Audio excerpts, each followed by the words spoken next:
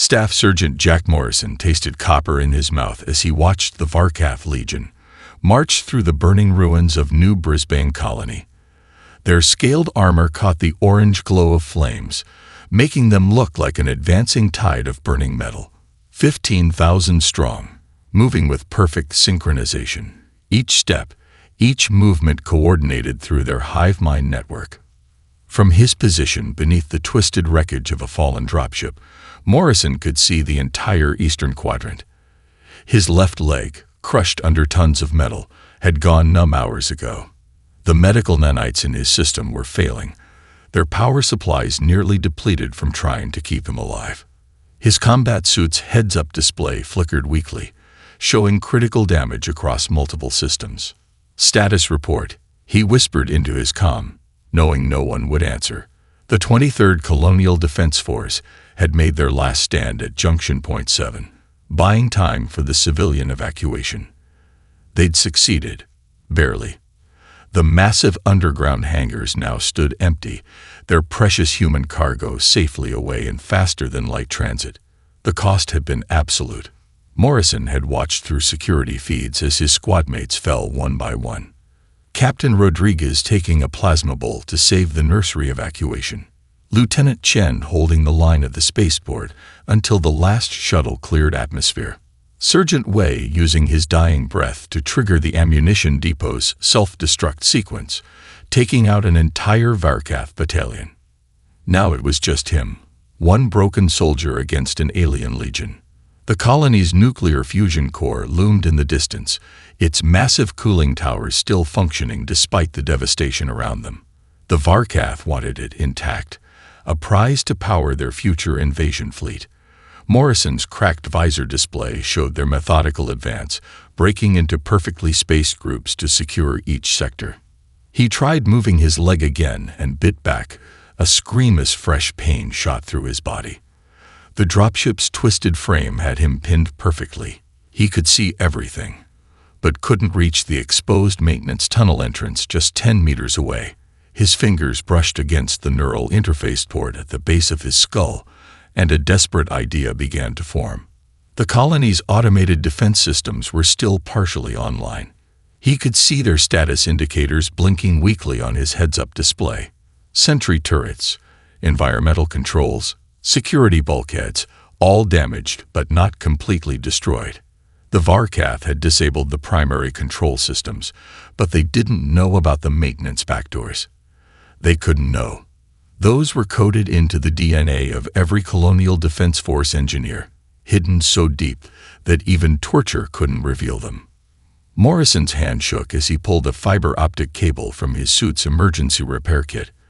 One end plugged into his neural port, the other would need to reach the maintenance panel hidden behind a fallen section of wall. He had one chance to make the connection before the Varkath scouts reached his position. The closest alien patrol moved with inhuman precision, their sensor arrays sweeping methodically for any human life signs.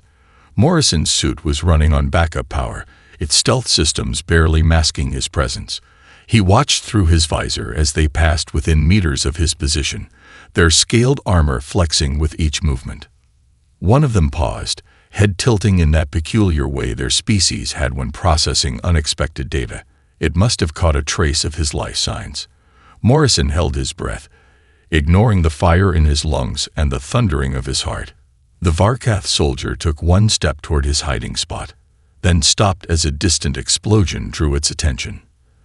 The patrol moved on, following their programmed search pattern. Morrison let out his breath slowly, then began the agonizing process of extending the fiber optic cable toward the maintenance panel. Each movement sent fresh waves of pain through his crushed leg, but he kept going.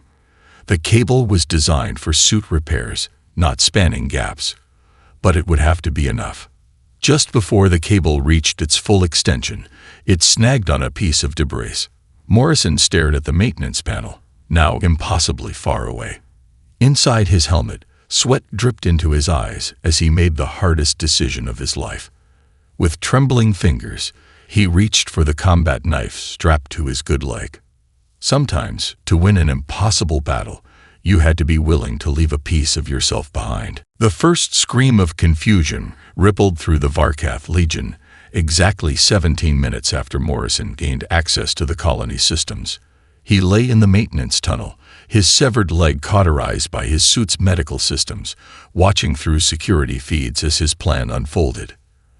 Emergency Protocol Alpha 7, engaged in Sector 4, blared the colony's warning system in perfect Varkath battle language. All units converge. Simultaneously, in Sector 6, massive human counterattack detected. Full retreat advised. And in Sector 2, unidentified energy signature expanding. Immediate evacuation required. The Varkath Legion's perfect formation fractured. 3,000 troops turned east. 4,000 turned west. The remaining 8,000 froze in place, their hive mind struggling to process the contradictory information. Morrison allowed himself a grim smile as he dragged himself deeper into the maintenance tunnel. Blood loss made his vision blur, but his neural connection to the colony's systems remained strong. He could feel the Varkath trying to hack through the security protocols, their collective consciousness battering against firewalls designed to resist their particular form of cyber warfare. They didn't understand, couldn't understand. Their hive mind expected patterns, logic, the cold precision of machine code. Instead, they found systems protected by human intuition, backdoors that opened only to recognition patterns based on emotional responses. How could they crack security protocols that required understanding a joke, or recognizing a lullaby, or feeling the gut punch of loss? Unknown biological contamination detected in ventilation systems. Morrison broadcast to Sector 3, making his voice sound like their battlefield command protocols.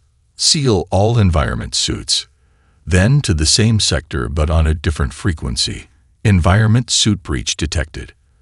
Remove suits immediately to prevent system lockdown. Through the security feeds, he watched the chaos spread. The Varkath's perfectly coordinated army began to show signs of strain. Some troops sealed their suits. Others removed them. Many simply stood still, caught between contradictory orders, their linked minds unable to determine the correct course of action. Morrison's vision darkened around the edges as his suit pumped more stimulants into his system. He knew he was pushing his body too hard, but he couldn't stop. Not now. Not when his plan was working. He reached a junction in the maintenance tunnel and pulled himself up to a control panel. His fingers, slick with blood that had seeped through his suit's damage, slipped on the keypad. It took 3 tries to enter the access code. Security breach in Command Center Beta. He broadcast to the Legion's leadership frequencies. Human stealth units detected. Then, switching to their grunt-level communications, Command Center Beta compromised. Leadership elements possibly subverted. The reaction was immediate and devastating. The Varkath commanders, products of a society that had never known internal doubt, found themselves facing the impossible. Their own troops couldn't trust them. Were the orders they gave truly their own, or had they been compromised by human infiltrators? Morrison pulled up the colony's structural schematics on his cracked helmet display. The Varkath's advance toward the fusion core had completely stalled. Better yet, their attempts to consolidate their forces were creating bottlenecks at key junctions. Perfect. Warning, he broadcast on all frequencies. Quantum tunneling detected in Sector 7. Reality collapse imminent. Pure nonsense, but the Varkath didn't know that. Their scientists had theorized about human quantum weapons for decades. The fact that such weapons didn't exist meant nothing to troops experiencing their first taste of uncertainty. Through the cameras, Morrison watched 3 entire battalions break formation, retreating from a quantum anomaly that existed only in their linked minds. The sight would have been comical if he hadn't been fighting to stay conscious. His suit's medical systems beeped a warning. He had perhaps 2 hours before complete system failure. The stimulants were keeping him alive, but they were also burning through his body's resources at an unsustainable rate. Morrison checked his map again.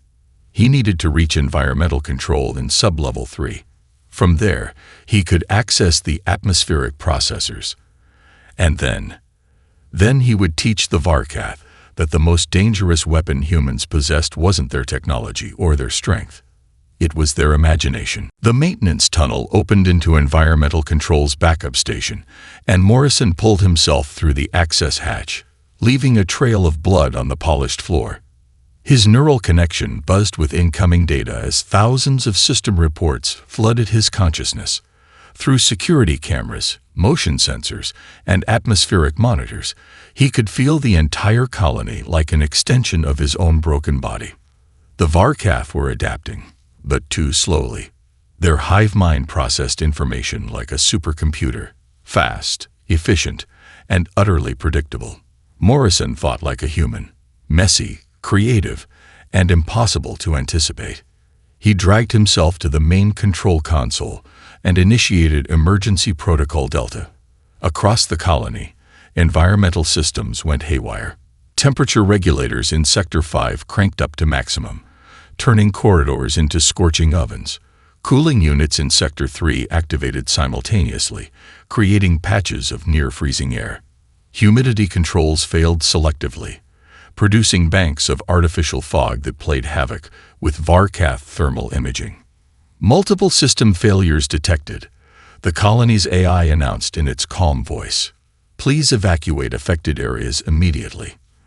The message repeated in 17 different languages, creating a cacophony of warnings that disrupted the Varkath's sensitive audio receptors. Morrison watched through the cameras as confusion spread through their ranks. Their hive mind tried to compensate, to find patterns in the chaos, but there were none to find. Each malfunction followed human logic, the logic of a desperate soldier fighting an impossible battle. He triggered the maintenance robotics next. Hundreds of repair drones activated simultaneously, emerging from their charging stations like angry metallic insects. They weren't designed for combat, but their cutting tools and welding torches made effective weapons when turned against exposed Varkath environmental suits. Hostile automated units detected. One Varkath commander broadcasted, "Engage defensive protocols." Negative. Morrison sent back using their own communication frequencies. Automated units performing critical maintenance. Interference will result in catastrophic system failure. The aliens hesitated, their linked minds struggling to process the contradiction. Were the robots enemies or essential maintenance units? Their programming demanded they shoot anything that posed a threat, but their survival instincts warned against disrupting crucial colony systems. Morrison used their moment of confusion to trigger his next surprise. Emergency bulkheads slammed down randomly throughout the facility, splitting the Varkath forces into increasingly isolated groups. Some found themselves trapped in sections with failing life support. Others faced swarms of malfunctioning repair drones. All of them struggled to maintain their mental connection through walls designed to contain nuclear accidents. His helmet display flickered as his suit's power reserves dropped below 20%. The neural interface was drawing too much energy, but he couldn't disconnect. Not yet. Not when his plan was working so perfectly. Through the colony sensors, he detected a group of Varkath engineers attempting to override the environmental controls from a secondary command post. Their technology was advanced, their skills unmatched, but they weren't prepared for human innovation. As they breached the first layer of security, Morrison triggered a subroutine he'd designed years ago during a particularly boring night shift. The command post screens filled with rapidly scrolling human text, nursery rhymes mixed with technical manuals, spliced with classical poetry. The Varkath translation software tried to process the information, feeding meaningless data into their hive mind. Their mental network, designed to share clear, precise military information, began to fragment under the assault of human creativity. Morrison allowed himself a small laugh as he watched the alien engineers retreat, their linked consciousness overwhelmed by the complete works of Shakespeare, mixed with quantum physics equations and coffee maker instruction manuals. His victory was short-lived. A warning flashed in his vision. Power reserves critical. The neural interface was failing. Soon he would lose his connection to the colony systems, and with it, his only advantage over the vastly superior enemy force. But he wasn't finished yet. As his consciousness began to fade, Morrison initiated his final protocol. If he was going down, he would make sure the Varkath never forgot the lesson they learned here. Never underestimate a human's capacity for controlled chaos. As the neural interface failed, pain crashed through Morrison's consciousness like a tidal wave. His suit's medical systems had been masking the worst of it, but now every nerve ending screamed for attention. The stump of his severed leg burned. His cracked ribs stabbed with each breath. Burns covered 30% of his body where his armor had partially failed. But pain meant he was alive. And as long as he was alive, he could fight. Through the haze of agony, Morrison noticed something strange in the Varkath tactical frequencies. Their biosensors had detected his weakened life signs, and their hive mind was struggling to process what it found. According to their readings, he should be dead or unconscious. The physical trauma alone should have rendered him non-functional. Yet here he was, still moving, still fighting. Morrison dragged himself toward the atmospheric control station, leaving a trail of blood across the floor. His suit's power reserves were almost depleted, but he had one last card to play. The Varkath relied heavily on their environmental suits when operating in human colonies. The air mixture designed for human breathing caused mild disorientation in their species. Subject displaying impossible biological readings, he intercepted a Varkath medical officer's transmission. Recommend immediate termination to prevent further anomalies. Negative, came the response from their command channel. Capture subject for analysis. Human survival parameters require updated study. Morrison smiled through bloodied teeth as he reached the control panel. They still didn't understand. Their logical, unified minds couldn't grasp the concept of fighting beyond one's physical limits. Pain, to them, was a simple input-output equation. Sufficient damage equals surrender or death. His trembling fingers danced across the atmospheric controls. The colony's air processors hummed to life, adjusting gas mixtures in specific sectors. He wasn't trying to kill the Varkath. Their suits would protect them from any lethal changes. Instead, he created pockets of air with slightly altered nitrogen levels, just enough to affect their suit sensors. Warning signals flooded the Varkath command network as environmental suits across the colony reported conflicting atmospheric data. Some showed lethal toxin levels. Others indicated perfect breathing conditions. The same space simultaneously registered as safe and deadly. How? The question echoed through their communications. How does it continue? Morrison broadcast his vital signs on all frequencies, letting them see every spike of pain, every erratic heartbeat, every surge of adrenaline. Let them watch as his broken body defied their understanding of human limitations. The Varkath advance halted completely. Their perfect formation dissolved into clusters of uncertainty as individual soldiers tried to process what they were witnessing. Their hive mind, designed to coordinate military operations, found itself attempting to understand something far more complex: human willpower. Through security feeds, Morrison watched a Varkath commander physically recoil as the latest medical scans reached their network. The readings showed his body was consuming itself, burning through resources at an impossible rate, yet continuing to function. By their standards, he should have shut down hours ago to preserve essential systems. The subject's actions defy tactical logic, the commander broadcasted. It sacrifices long-term survival probability for immediate strategic advantage. Morrison pulled himself up to the main console, using it for support as his remaining leg threatened to buckle. Blood loss made the room spin, but he forced himself to focus. The pain was no longer an enemy to be fought. It was a weapon to be wielded. He opened a direct channel to the Varkath command frequency. When he spoke, his voice was raw with agony but unwavering. "You're right. I'm going to die. But I get to choose how. And I choose to die making you remember that some enemies can't be understood, only survived." The silence that followed his transmission was profound. For the first time in their 1,000-year military history, the Varkath encountered something their collective consciousness couldn't categorize: a single human being who turned his own suffering into a psychological weapon. The Varkath scout lay trapped under fallen debris, its environmental suit damaged just enough to weaken its connection to the hive mind. Morrison watched through the security feed as confusion played across its alien features. The creature's scaled skin shifted colors rapidly, a sign of emotional distress he'd learned about during tactical briefings. "Why do you continue?" The scout transmitted, its translator struggling to convey the concept. "Your victory probability approaches 0. Morrison keyed his suit's external speaker, knowing the scout's partially isolated mind made it vulnerable. "Because that's what humans do. We don't calculate victory probabilities. We make our own odds." The scout's skin rippled with new patterns. "Illogical.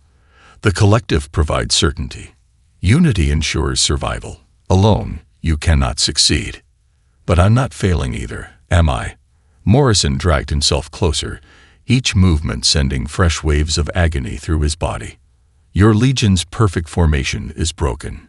Your commanders doubt their own orders, all because of one dying human." He watched the scout's compound eyes track his movements. Its connection to the hive mind was weakening further, forcing it to think independently for the first time in its existence. The experience clearly terrified it. Morrison pressed his advantage. "Let me share something with you, something your hive mind can't process." He opened his suit's memory banks and began broadcasting his personal combat log. The feed started with the colony's last stand, Captain Rodriguez's final words as she saved the children, Lieutenant Chen's laughter in the face of death as she held the spaceport, Sergeant Wei's sacrifice at the ammunition depot. But he didn't stop there. He broadcast everything. His fear when the dropship crushed his leg, his doubt about whether he could continue, the moment he decided to cut off his own limb to keep fighting, every decision, every emotion, every surge of pain and determination. The scout's translator crackled with confusion. "These feelings, they interfere with tactical assessment. How do you function with such chaos in your mind?" "We don't just function," Morrison said, his voice rough with pain and pride. "We thrive on it. Every human is a universe of contradictions. We doubt and believe simultaneously. We fear and act anyway. We know we'll lose but fight like we'll win." He patched the scout's weakened signal into the main Varkath command network, letting his combat log flood their entire system. Thousands of alien minds simultaneously experienced one human's raw, unfiltered thoughts and emotions. The effect was devastating. Across the colony, Varkath soldiers stumbled as their hive mind tried to process Morrison's memories. Their perfectly coordinated movements became jerky and uncertain. Some froze completely, overwhelmed by concepts their shared consciousness was never designed to handle. Independent thought detected in Section 7. A commander's panicked transmission cut through the chaos. Unit 23 expressing unauthorized curiosity. Section 4 reporting anomalous emotional responses. Another leader broadcast. Multiple units questioning tactical protocols.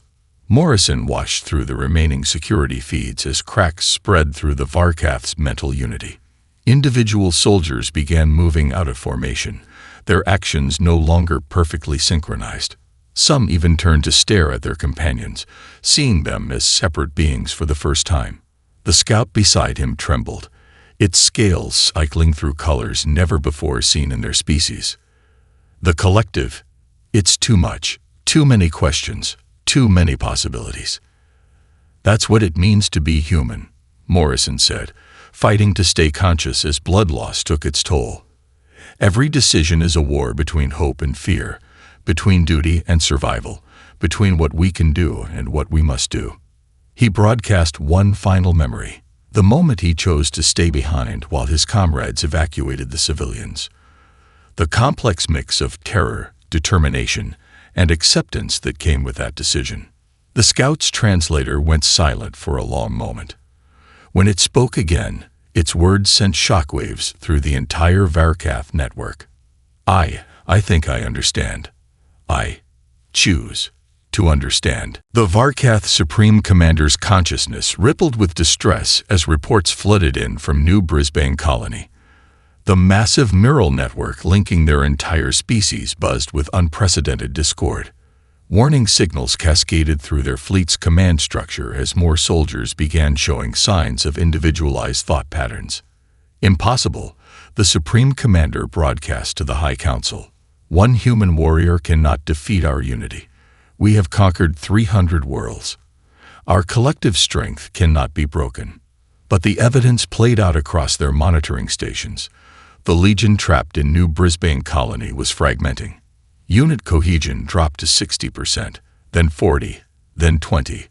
The perfect synchronization that had made the Varkath unstoppable for a millennium was unraveling.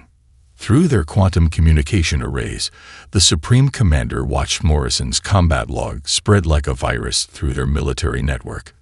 Each soldier who processed the human's memories became a point of disruption, asking questions that had never before existed in their species' consciousness. Why do we fight as one when we could fight as many? If uncertainty breeds creativity, why do we crave certainty? What else have we failed to understand about our enemies? The Supreme Commander dispatched emergency containment protocols, attempting to isolate the affected units. But it was too late. Morrison's influence had already reached their deep space fleets, transmitted through their instantaneous communication network. On the bridge of the flagship, a junior tactical officer suddenly broke formation. Its scales shifted to a previously unknown pattern as it addressed the Supreme Commander directly, an act that had never occurred in their history. "Supreme Commander," the officer transmitted, its thoughts tinged with newfound curiosity. "I have analyzed the human's tactical choices. Each decision defied probability matrices, yet achieved maximum strategic impact. Request permission to study individual combat techniques." The Supreme Commander's honor guard moved to terminate the deviant officer, but stopped at another unprecedented sight. The Supreme Commander's own scales had begun shifting, displaying patterns of doubt. "Hold," the Supreme Leader ordered. "Let it speak." More reports poured in from across their empire. A training facility on their homeworld reported cadets asking about human military history. A research station demanded access to records of individual human combat achievements. A frontier outpost began experimenting with independent patrol patterns. The Supreme Commander accessed Morrison's latest vital signs from the colony. The human's biological readings bordered on impossible. Blood loss severe enough to kill 3 Varkath warriors. Neural activity that should have ceased hours ago. Yet somehow, he not only survived but continued to fight with increasing effectiveness. Total Legion failure imminent, the field commander reported from New Brisbane. Unit cohesion falling below sustainable levels. The human psychological tactics have corrupted our battle protocols. Request immediate withdrawal authorization. The Supreme Commander faced a decision that would reshape their civilization. The tactical choice was clear: retreat and preserve their military structure. But for the first time in Varkath history, their Supreme Leader experienced something new: curiosity about an alternative. Negative on withdrawal. The Supreme Commander broadcast: maintain position but cease offensive operations. Begin comprehensive observation of human combat methodology. Priority focus on independent tactical processing and emotional response integration. The High Council erupted in protest, their unified consciousness fragmenting into individual objections. The Supreme Commander silenced them with a burst of authority through the neural network. "For a millennium, we have conquered through unity," the Supreme Leader transmitted. "But this human soldier has demonstrated something we never considered: the strength of fighting alone, of making unique choices, of turning individual weakness into collective victory." The Supreme Commander's scales shifted to a completely new pattern, one that would be studied by their historians for generations to come. Perhaps, the Supreme Leader broadcast: "It is time for the Varkath to learn how to stand alone, so we may truly understand how to stand together." The first sign of true change came from Echo Squad in Sector 9. Cut off from the main hive mind by Morrison's electronic warfare, the 12-member unit faced a tactical decision: Their protocols demanded they wait for reconnection to the collective. Instead, their squad leader did something unprecedented. It asked its soldiers for individual input. The human fights with unpredictable patterns. The squad leader transmitted on a local frequency. Perhaps we should do the same. Through the colony's few remaining cameras, Morrison watched this revolution unfold. His consciousness faded in and out as his suit struggled to keep him alive, but he forced himself to stay awake. He had to witness this. The Echo Squad members moved with hesitation at first, each one testing what it meant to make independent decisions. Their movements became less fluid but more adaptable. When one soldier discovered a maintenance passage, it didn't immediately share the information through the hive mind. Instead, it considered the tactical advantage of exclusive knowledge. Unit cohesion dropping to critical levels. The Legion commander broadcast, but the tone carried something new. Uncertainty about whether this was actually a problem. Morrison keyed his suit's transmitter one more time. "Your soldiers aren't losing unity," he said, his voice barely a whisper. "They're gaining strength. Every unique thought makes them stronger. Every independent decision makes them more dangerous." The Legion commander's response surprised him. "Explain." Morrison coughed, tasting blood, but pressed on. "Watch your Echo Squad. Really watch them." Through the security feeds, they observed together as Echo Squad began developing tactics that had never existed in the Varkath military database. One soldier used its environment suit's power core to create a localized electromagnetic pulse. Another discovered it could modify its plasma rifle's frequency to penetrate different types of barriers. A third began predicting patrol patterns by thinking like a human instead of relying on collective tactical analysis. "Impossible," the commander transmitted. "These strategies were not approved by the collective." "That's exactly why they work," Morrison said. "Your enemies can't predict what your soldiers will do because even you don't know what they'll do next." The revelation spread through the remaining neural network like a shockwave. Across the colony, other squads began experimenting with independent action. Some failed spectacularly. Others achieved results that defied their own tactical projections. A group in Sector 3 developed a new formation on the spot, adapting to the terrain in ways their standard protocols never considered. A heavy weapons team in Sector 6 modified their equipment without authorization, achieving unprecedented firing rates. The Legion commander's scales shifted rapidly as it processed this flood of innovations. The tactical database is expanding exponentially. Individual units are generating more combat solutions in hours than the collective has in years. Morrison smiled through his pain. Because they're not just following orders anymore. They're solving problems, creating solutions, taking risks. That's what humans do every day. Every soldier in your Legion has that same potential. You just never let them use it. The commander was silent for a long moment. When it spoke again, its translator struggled to convey the complexity of its response. "We believed unity meant thinking as one. But perhaps true unity means thinking as many, fighting as many, yet choosing to stand together." Through the neural network, the commander broadcast a new type of order, one that had never been given in the history of their species. "All units, you are authorized to think independently, develop unique solutions, share what you learn not because you must, but because you choose to." The effect was electric. The Legion's behavior transformed from a single coordinated entity into thousands of individual soldiers working together by choice. Their movements became less predictable, their tactics more diverse, their effectiveness dramatically increased. Morrison watched this transformation through failing eyes. His suit's power reserves were almost depleted, and his body was shutting down. But he had achieved something greater than survival. He had taught an entire species the power of individual choice. 10 years after the Battle of New Brisbane Colony, Staff Sergeant Jack Morrison stood on his prosthetic leg before the newly established Human Varkath Military Academy. The massive structure, built on the very ground where he had made his last stand, now served as a symbol of transformation between the two species. Behind him, A mixed class of human and Varkath cadets listened intently. The Varkath students' scales shifted in patterns of curiosity and respect, emotions their species had only recently learned to embrace. They called it the impossible stand. Morrison began, his voice carrying the weight of experience. Not because one injured soldier faced an alien legion, but because that stand changed everything we thought we knew about warfare, about consciousness, about what it means to be truly united. He gestured to the rebuilt colony around them.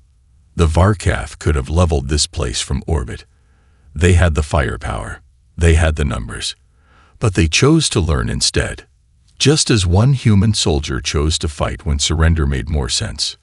The lead Varkath instructor, Commander Zextal, stepped forward. Its scales rippled with the pattern that had become known as Morrison Blue, the color of revolutionary thinking. "I was there," Zextal announced, its translator perfectly conveying the mix of pride and humility. "I commanded the Legion that day. We came expecting to find weakness in human individualism. Instead, we discovered a strength we never knew existed." Morrison nodded to his former opponent, now a close friend. The peace talks started because both sides realized something profound. True strength doesn't come from thinking alike. It comes from thinking differently and choosing to work together anyway. He activated the holographic display, showing footage from that historic day. The cadets watched as a bleeding, broken soldier turned an entire colony into a weapon. They saw the moment when the Varkath began to think independently, and how that transformation had rippled across their entire civilization. "The Varkath taught us the power of coordination," Morrison continued. "We taught them the power of individual innovation. Together, we've created something entirely new. A military doctrine that combines the best of both approaches." The display showed current footage, human and Varkath ships patrolling together, their crews operating with a mix of collective efficiency and individual creativity. Joint training exercises where soldiers from both species learned to complement each other's strengths. "Today, when faced with a threat, we don't have to choose between fighting as one or fighting alone," Morrison said. "We can do both." The Varkath still maintain their neural link, but now they use it to share individual insights rather than enforce uniform thought. Humans still embrace their independence, but we've learned the value of perfect coordination when needed. Commander Zextal's scales shifted to display the pattern of deep wisdom. The Supreme Commander's decision to learn from defeat rather than retreat from it changed the course of our history.